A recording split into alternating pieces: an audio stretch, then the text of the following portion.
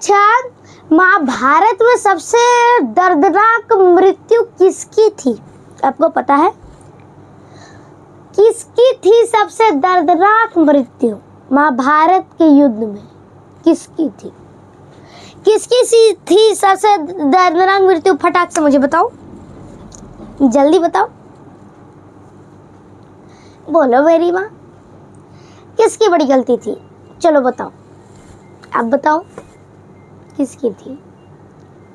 सबसे खतरनाक मृत्यु किसकी थी महाभारत के युद्ध में? सबसे खतरनाक मृत्यु थी महाभारत के युद्ध में, वो थी तो सिर्फ थी भीष्म पितामह की, गंगा पुत्र भीष्म पितामह की। अच्छा, आपको पता है भीष्म पितामह है किनके पुत्र? ये है गंगा माँ के पुत्र। और ये भीष्म पितामह का नाम ये भीष्म क्यों पड़ा? भीष्म क्यों पड़ा आपको पता है? पितामह के बचपन का नाम ना देवव्रत था। पितामह के बचपन का नाम क्या था? देवव्रत। उन्होंने कठोर तपस्या की थी, इसलिए देवव्रत का नाम भीष्म पड़ा। भीष्म, कठोर, भीष्म पड़ा। तो उनके बचपन का नाम क्या था? देवव्रत। देवव्रत उनके बचपन का नाम था। और पितामह की सबसे दर्दनाक मृत्यु थी, सबसे खतरनाक मृत्यु, बाणों की शैया में लेटे, पूरी बाणों की बारिश हो गई थी मानो उनके ऊपर। कितना दर्द हुआ होगा उन्हें, पितामह भीष्म को। असीम पीड़ा, असीम पीड़ा हुई पितामह भीष्म को। सारी पीड़ाओं को सहा। ये है गंगा पुत्र भीष्म पितामह। पितामह भीष्म पूरे संपूर्ण महाभारत में सबसे बड़े कौन है? पितामह भीष्म है तो कौन? पितामह भीष्म। दुर्योधन, धृतराष्ट्र सबसे बड़े, यहाँ तक कि द्रोणाचार्य से भी बड़े हैं। सबसे बड़े पूरे ऑल महाभारत में सबसे बड़े हैं हमारे भीष्म पितामह।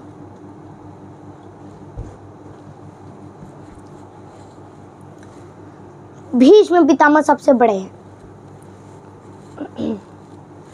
सबसे बड़े। बहुत दर्दनाक मृत्यु हुई थी भीष्म पितामह की। बाणों की शैया, 6 मास तक सूर्य उत्तरायण के बाद। और यहाँ तक नहीं, पितामह भीष्म को इच्छा मृत्यु का वरदान था कि पितामह भीष्म जब चाहेंगे तभी वो मरेंगे, नहीं तो बाल विवाह का उनका कोई भी नहीं कर सकता भगवान को छोड़ के। उन्हें इच्छा मृत्यु की प्राप्ति थी कि जब वो चाहे तब वो मर सकते हैं। यदि उनका मन किया मैं अभी मर जाऊं, मन करे मैं अभी मर गया, मर जाएंगे। ये इच्छा मृत्यु का वरदान उन्हें प्राप्त था। जब महाभारत की युद्ध हो रही थी, तब की बात मैं बताता हूँ आपको। तब की बात मैं आपको बता रहा हूं।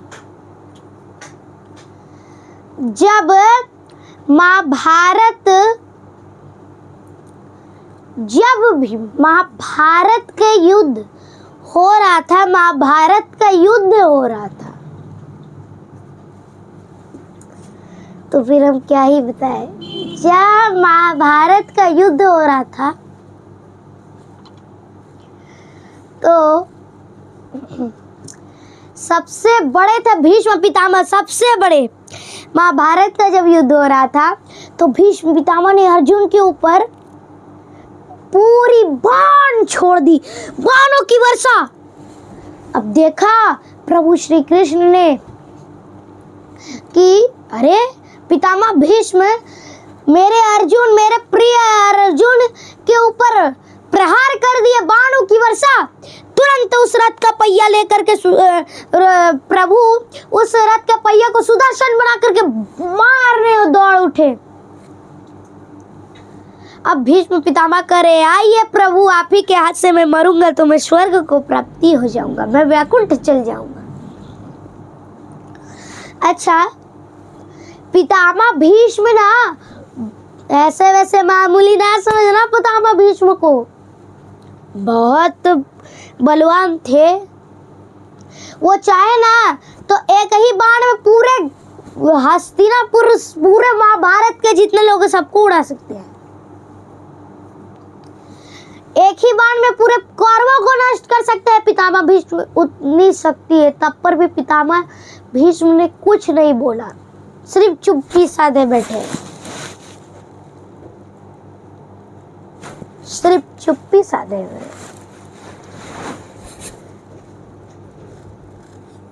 पितामह भीष्म चाहते तो तुरंत वहीं पर, जब द्रौपदी की लाज उतर रही थी, वहीं पर दुर्योधन और दुशासन को 2 चांटे लगाते, लेकिन नहीं लगाए। क्यों?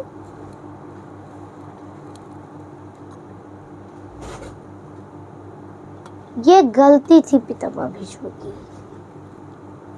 पितामह भीष्म मामूली नहीं है, वो अपने गुरु परशुराम जी को भी युद्ध में संतुष्ट कर दिए थे। देख रहे हो पितामह भीष्म को, बहुत महान व्यक्ति थे वो। अच्छा, आप जानते हो, एक रहस्य की बात मैं आपको बताता हूँ। महाभारत के युद्ध में ना प्रभु श्री कृष्ण ने प्रतिज्ञा ली थी, कसम खाई थी कि मैं युद्ध में कहीं पर भी शस्त्र को छूऊंगा तक नहीं। और जब बात भक्त की रक्षा में आ गई तो प्रभु अपनी प्रतिज्ञा को तोड़ दिए, रथ का पहिया लेकर दौड़ पड़े, टूट पड़े पितामह भीष्म को मारने के लिए। देख रहे हो, पितामह भीष्म ऐसे है, मामूली नहीं है। पितामह भीष्म ऐसे है कि देख लो, भगवान की प्रतिज्ञा भी टूटा सकते हैं, भगवान की प्रतिज्ञा को भी तोड़ सकते हैं पितामह भीष्म। देखिए, जब श्री कृष्ण दौड़ रहे थे पहिया लेकर, तो अर्जुन जी रथ से उतर करके प्रभु श्री कृष्ण को पकड़ लेते हैं कि प्रभु ये आप क्या कर रहे हैं, आपको प्रतिज्ञा तो याद है ना, आपने तो प्रतिज्ञा ली हुई है कि मैं शस्त्र नहीं उठाऊंगा। तो प्रभु फिर से पहिए को रख देते हैं। ये पितामह भीष्म है। पितामह भीष्म को मामूली ना समझना, वो भगवान की प्रतिज्ञा को भी तोड़ सकते हैं, इतने महान है पितामह भीष्म। अच्छा, पितामह भीष्म दुर्योधन दुशासन के मुंह क्यों नहीं लगे, बोलिए? क्योंकि उन्हें पता है, पितामह भीष्म को, वो तो समझदार है ना, उन्हें पता है कि ये दोनों मूर्ख हैं, इनसे क्या मूर्खों से बात कर रही। अच्छा, मान के चलिए कि कोई एक समझदार है, यहाँ एक समझदार व्यक्ति खड़ा है, पढ़ा लिखा समझदार, PhD वाला लड़का समझदार, और यहाँ एक मूर्ख है।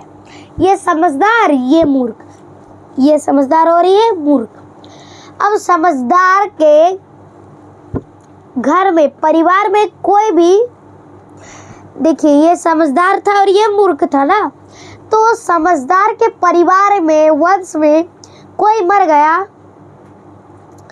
तो समझदार फूट फूट कर रोया, और मूर्ख के भी परिवार में, वंश में कोई रोया तो वो भी फूट फूट कर रोया।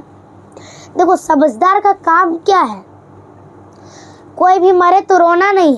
क्यों? क्योंकि समझदार जानते हैं जो इस धरती पे एक दिन आया है वो एक दिन जाएगा भी इस धरती से, तो रोने की क्या बात है? कभी ना कभी मैं भी चल जाऊंगा, हम भी चल जाएंगे, तो इसमें रोने की क्या बात? चलो, समझदार नहीं है, मूर्ख है तो रोएगा तो कुछ अलग बात है, समझ में आता है कि ये मूर्ख है। अब समझदार भी रोए, मूर्ख भी रोए, तो समझदार और मूर्ख में क्या अंतर रहा? बोलो बोलो, समझदार में इसमें और इसमें क्या अंतर रहा? दोनों में समझदार मूर्ख में क्या अंतर रहा? बोलो। इसलिए ज्यादा ना रोना। जितने भी लोगों को मुझसे जो भी प्रश्न रहेगा, आप हमारे वीडियो के कमेंट सेक्शन में वो प्रश्न लिख सकते हैं। संडे की अर्थात रविवार की कथा को उस प्रश्न का उत्तर आपको मिल जाएगा। साथ ही साथ आप अपना स्टेट और डिस्ट्रिक्ट अर्थात राज्य और जिला भी लिख दीजिएगा, ताकि हम भी तो देखें हमारी कथा कहाँ कहाँ से लोग सुनते हैं। तो ज़्यादा मूर्ख नहीं बनना है, मूर्ख जैसा काम नहीं करना है, ठीक है? प्रेम से बोलिए राधे राधे।